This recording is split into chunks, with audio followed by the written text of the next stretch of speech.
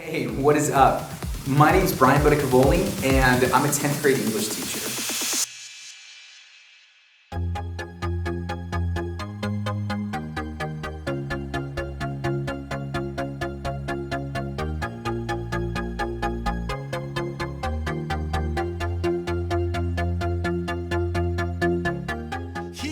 My philosophy for education is pretty simple.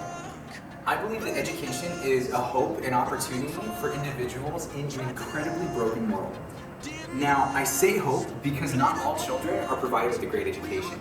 And in fact, depending on what zip code you were born in or just happen to live in, will usually determine how much opportunity for success that you will have. So as a teacher, I believe that it's my responsibility to help create those opportunities so that all children will have access to an incredible education. I believe that there are 5 ways that we can make this happen. And I'm going to share with you 4 of them right now. And the last one, we'll just wait till the end of the video. Let's get started. When I think of respect, I think of understanding and valuing a person. And our students, they are people.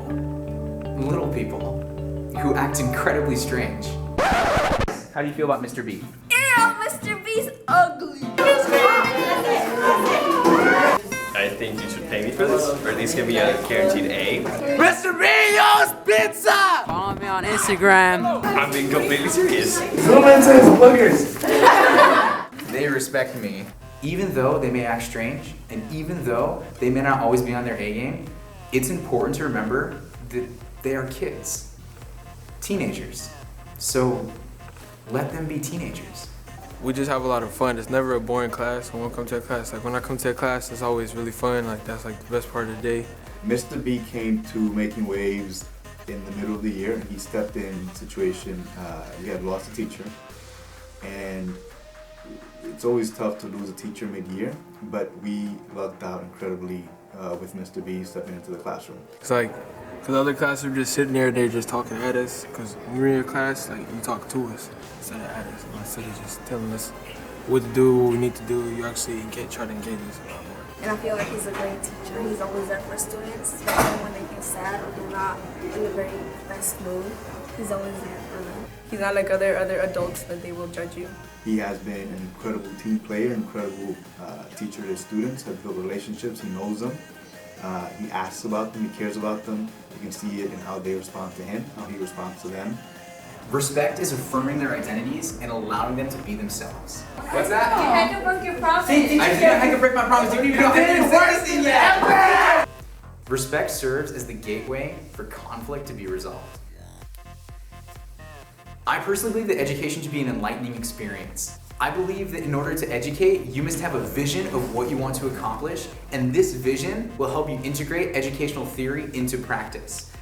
I believe that every day is an opportunity, and every day is a chance to capture their attention. Clap once, clap twice, clap twice.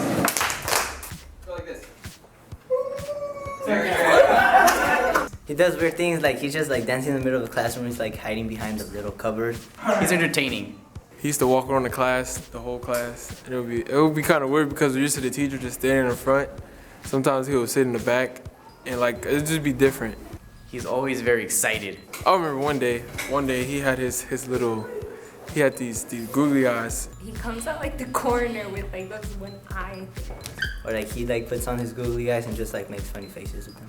Like, but it was funny because at the same time, it was just weird because we were not used to that. He was just trying to keep the class fun, but. I think that if we're truly meant to educate, then we have to capture their attention. And it's my job to get their attention.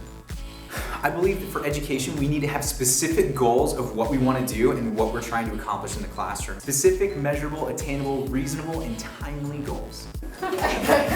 What are you doing? All right, let's. So we have a very, very smooth class today. I feel like he has an idea. Like he always knows what to do.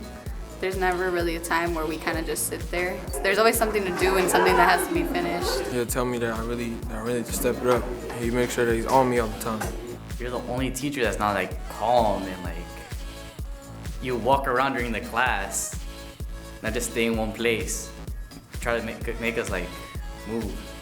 Yeah, I think he really cares about me because after class, if he sees that like I'm not doing well one day, he'll talk to me. I believe that one of the only ways to rapidly create change in society is if an individual in a position of privilege is willing to stand up for those who are marginalized. And being a teacher, I am that person in privilege. He's not afraid to take on a challenge or put himself out there in front of the faculty or in front of the students. It's important to recognize that the teacher is the one who can visually transcend beyond the classroom and see what most students cannot. And that's the importance and value of education. So more specifically, that is how education can change their life.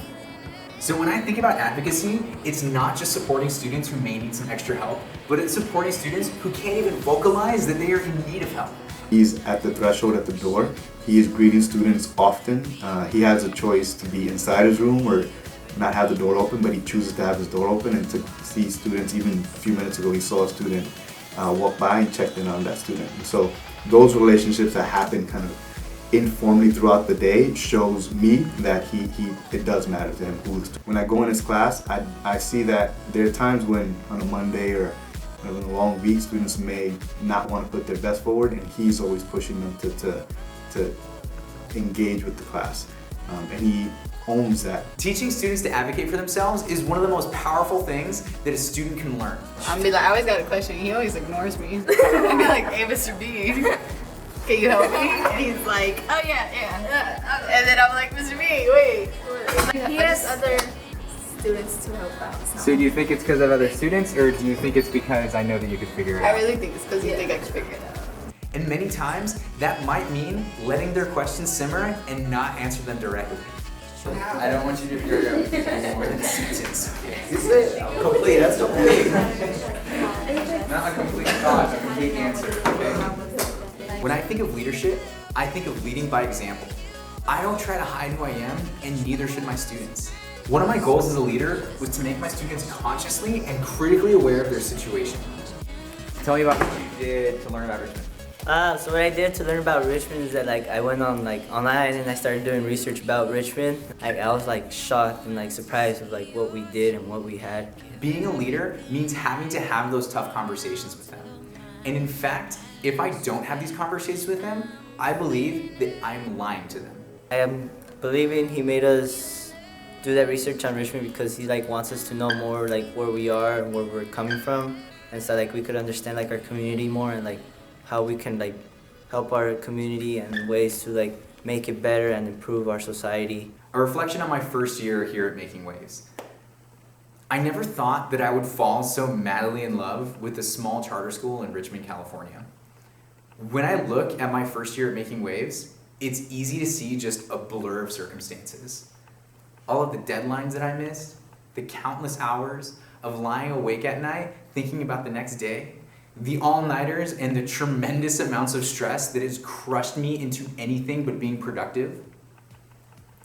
But when I look back, I don't really see any of that. So here's where we come to the last step, and it's called joy. Joy is different than happiness. Being happy is momentary. It's singular. We can recall individual moments when we are happy, but joy is the source of that happiness. I believe that if we can pinpoint those sources of our joyfulness, then we will be able to change the world. But besides that, it's that education can provide clarity and has the ability to shine light into the darkest of places. So when I think about being real, when I think about my students, and when I think about this entire year, the difference is joy. Hilda, why in my chair? I like your chair. I feel like a teacher. And I want to be a teacher like you. My students are genuinely joyful. Mr. B is an awesome teacher, best teacher out there. For students to know that you can come into the classroom every day and be joyful, and that you genuinely care about them. That's the difference. And that's what's going to change education.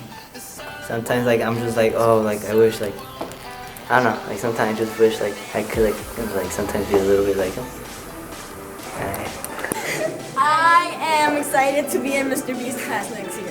He's my favorite teacher in making waves. I want to know that Mr. B is a good teacher, and yeah, he's my favorite teacher here.